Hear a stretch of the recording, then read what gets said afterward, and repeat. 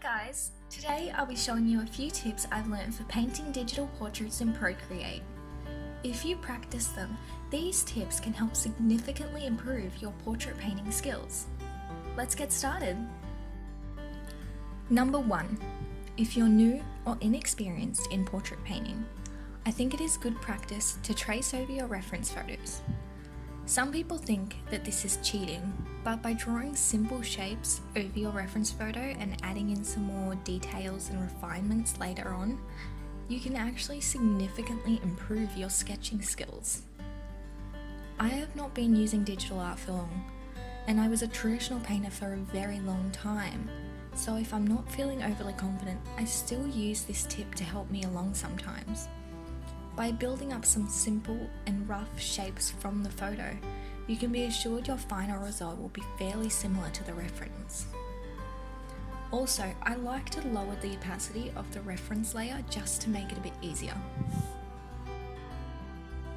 Number 2. Once you're confident with your sketching skills, I highly recommend starting to study facial proportions. Personally, I particularly like the Loomis technique.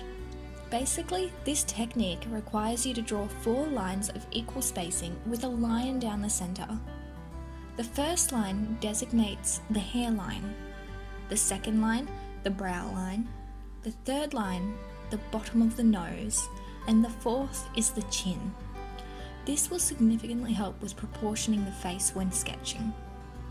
Number 3.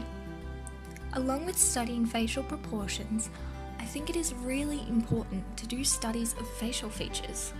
They will not only help you gain the confidence, but also the skills in drawing these features that will then translate into full portraits later on. Be sure to try different perspectives, shapes, and even colours to give yourself a rounded skill set for each feature. You can even try putting a time limit on these to make it even more difficult. Number 4.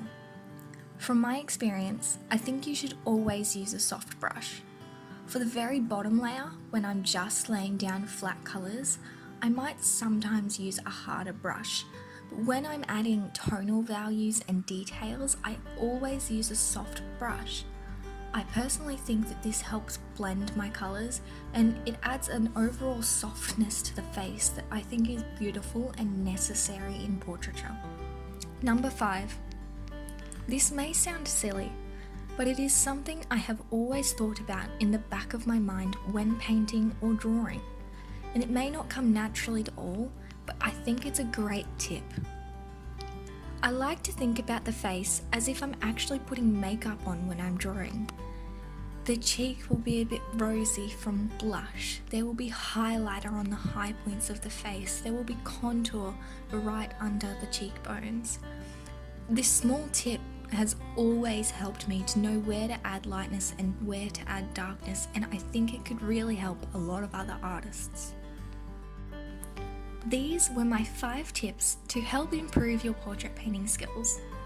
If you liked this video, please don't forget to give it a thumbs up and subscribe to my channel. I'd really appreciate it. If you have any other questions, just leave a comment below. I hope you have a wonderful day.